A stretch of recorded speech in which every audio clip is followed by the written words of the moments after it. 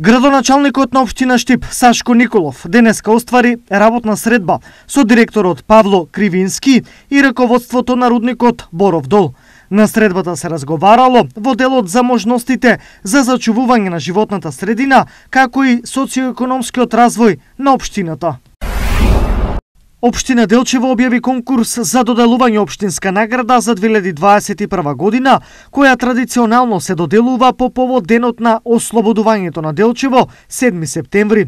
Согласно условите од конкурсот, право да предлагаат кандидати за наградата имаат правни и физички лица со седиште, односно живеалиште на подрачјето на општина Делчево.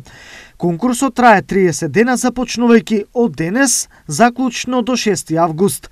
Предлозите за кандидатите се доставуваат до архивот на општината. Продолжуваат градежните активности за рехабилитација на дел од канализацијската мрежа во Кочани и Оризари, во чии рамки е проектот за зафаќање на атмосферски води од Кочански дол.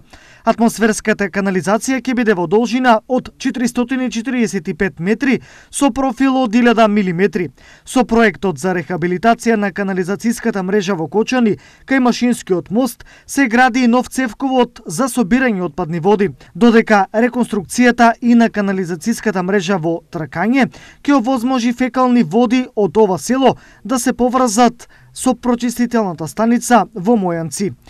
За овој проект се наменети околу 85 милиони денари, средства донирани од Швајцарската агенција за развој и соработка, во кој општина Кочани учествува со 10%. Како резултат на високите температури во текот на претходната недела, а особено за време на викендот, потрошувачката на вода значително се зголеми со максимален излез од филтер станицата од 380 до 410 литри во секунда. Од овие причини апелираме на совесно користење на водата за пиење, односно да не се полеваат требници, да не се наводнуваат градини, да не се перат дворовите и возилата во дворовите. Сите заедно да бидеме хумани и солидарни, се со цел да не дојде до намалување на притисокот во водоводната мрежа и прекин на водоснабдувањето, особено во повисоките делови на градот. Paper Mill информира дека во рамки на унапредување на технолошките процеси при поставување на нова технологија, односно автоматика и мултициклон, неодамна се појави неочекувано краткотрајно испуштање на чад од ново поставените автоматски клапни. Иако чадот е од согорување на биогориво, односно сончогледови палети, по забележувањето на чадот, Paper Mill го префарли производството на биогаз, односно метан.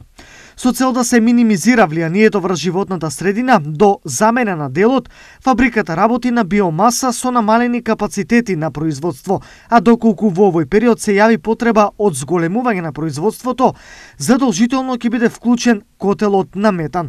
Раководството на Paper Mill ги информираше Државниот инспекторат за животна средина и одговорните во општина Кочани за случајот и останува отворен за соработка со сите институции.